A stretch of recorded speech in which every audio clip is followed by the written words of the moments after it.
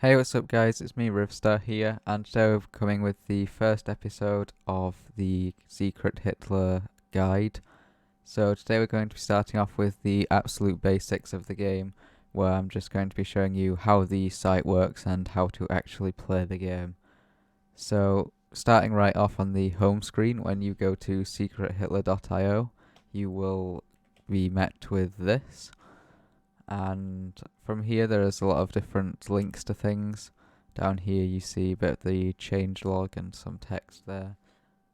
So right now when you get to the main thing, the only thing that you ever really need here is the private server link, which is right there in this link right here. So all you need to do to get to the private server is click this, and then it takes you there.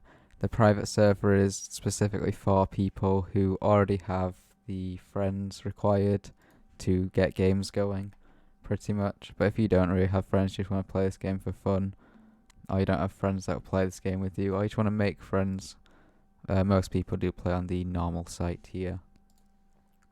So, right off the bat, the most important thing you should do when you are new to this site is straight away read the site rules, which are actually not the rules up here, but the terms of use. The rules over here are just how to sort of play the game and some terms and stuff. The actual rules on what you can and can't do in the server is all listed in here. This is by far the most important thing, as there are a lot of rules in here that you maybe wouldn't expect from a game that is supposedly rated 17 plus. Specifically in terms of the language rule, they have some very strict rules in some places.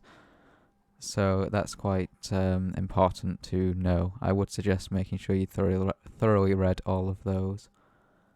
Now, the next thing we need to move on to is signing up, which is actually really simple on this site. You quite literally just put a name, put a password, and you then just put your email at the bottom.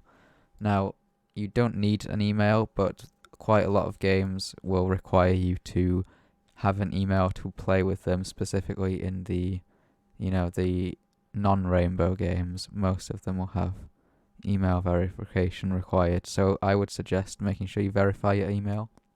It just makes it so you never have to do it again if you just do it straight away. So once you have signed up and verified your email, you should be signed into an account, and you can go onto the main screen, which is really easy to access. You just click the big button in the middle. So the next thing is there's a lot of buttons on the site itself that you can click on that will do different things. So the first one on the very top left, this just takes you back to the main title screen, homepage thing. And then right here you have the previous season history and the changelog. So right here you can see the leaderboards for who won the last season, which is all interesting, and then the updates and stuff. And then right here you have the filter option. This is quite useful if you just want to only see certain games. So once you are a rainbow player, you typically won't want to be playing grey games anymore. So you should probably just turn the grey games option off right there.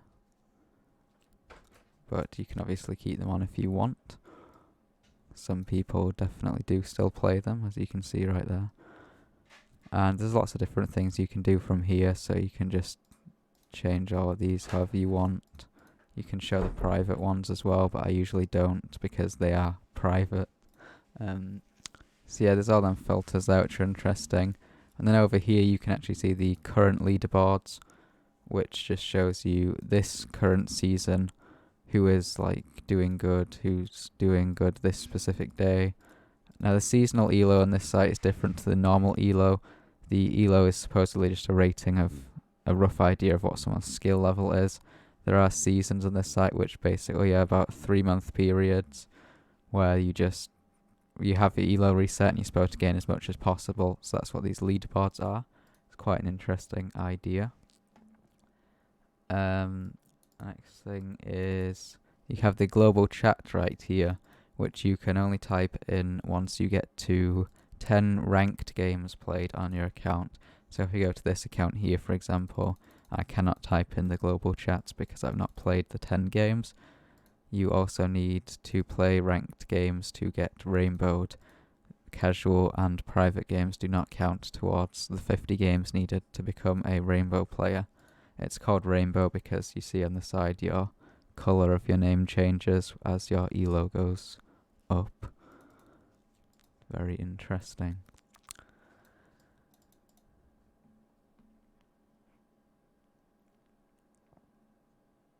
So everyone's sorted by elo over on this right sidebar here, except for the moderators and contributors who get special sections. Contributors are just people who've helped to code the site. They don't really have any powers on this site. They're just separate, just like as a show of respect or something. And then the moderators are the people who actually have, power to time out people or dish out punishments and stuff. Most of these, previously had their elo hidden, but I guess most of them do now show them actually.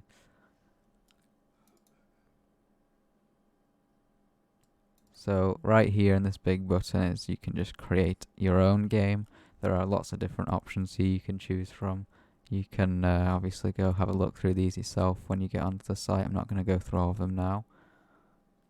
And if you just want to join an already existing game, all you have to do is at the very top will be the games that are not filled, where they'll say waiting for players.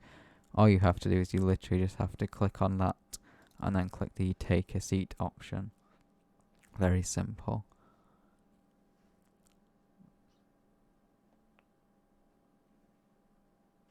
So the ranked games are the only ones which actually affect your elo, which is shown on the right here.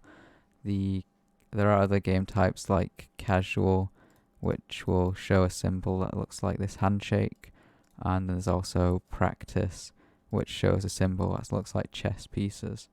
I just did casual again, nice one. Yeah, the chess pieces here.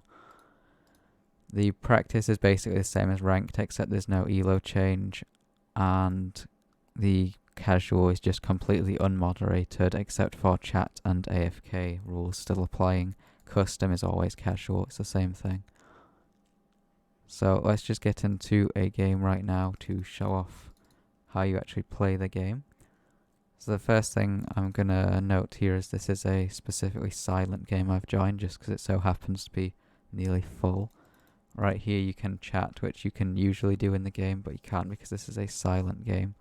So you can type something here, and other people can type in there too. Now when the game actually does start, unlike the physical game, you will be given a seat which will have a number based on however many people are actually in the game. For example, this is a 7-player game, so when they get 2 more people in this game, I will get a seat randomly from 1 to 7. And because there is a specific meta in this game, which is basically just the order, like the turn order that people have, it's actually unlike the physical game when you can make sure certain players always play depending on their seat number. Obviously this doesn't happen as much in the lower skill level games, the grey games where people are not rainbowed yet. People will sometimes just be picking governments completely randomly, or sometimes they'll be playing their own form of the current meta. But I have very helpfully managed to get seat 1 here so I can show off what you do.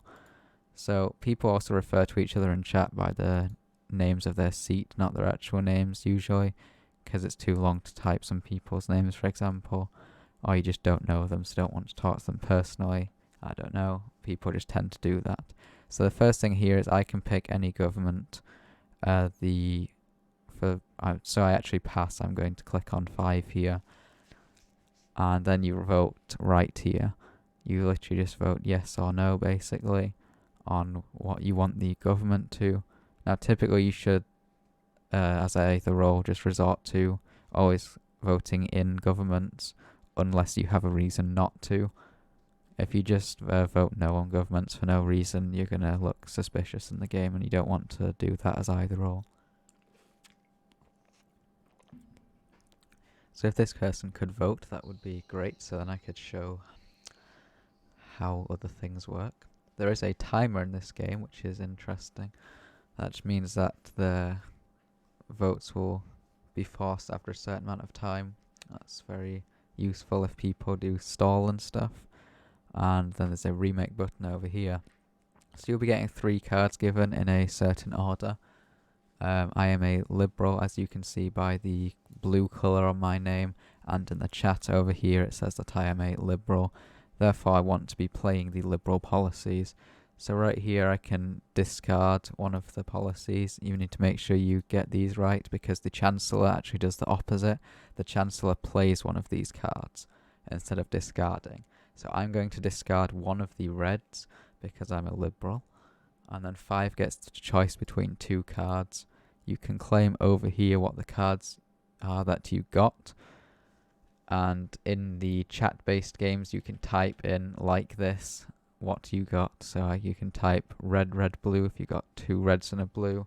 You can type in red, blue, blue if you got 2 blues and a red. You can type in red, red, red, etc.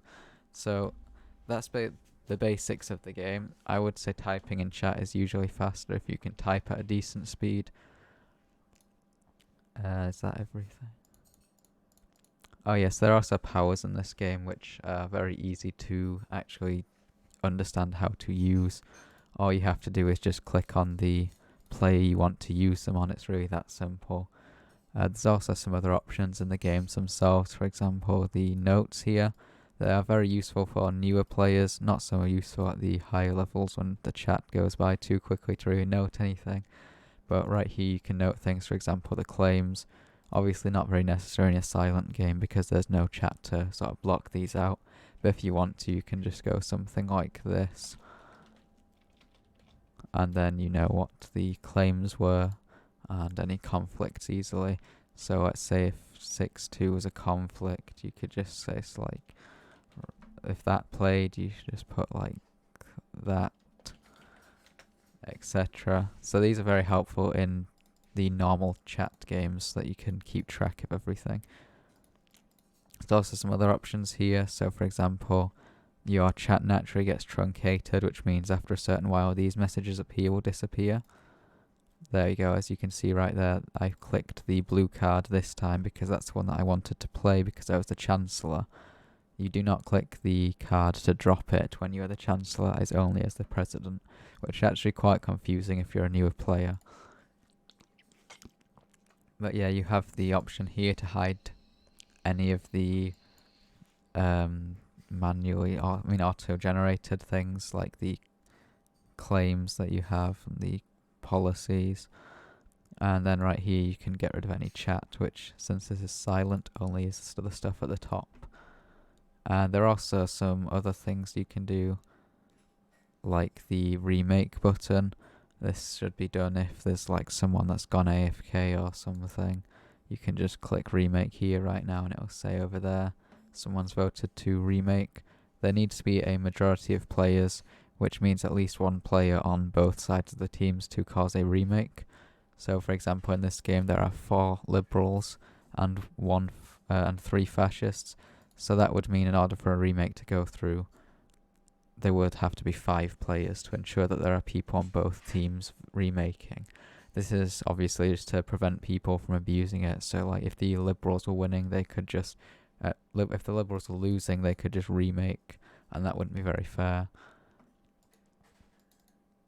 So yeah, that's the basics of how to use the site and how to play the game. I hope you enjoyed this video. I'll be doing videos on more complex things in the future. So yeah, stay tuned for them. Peace.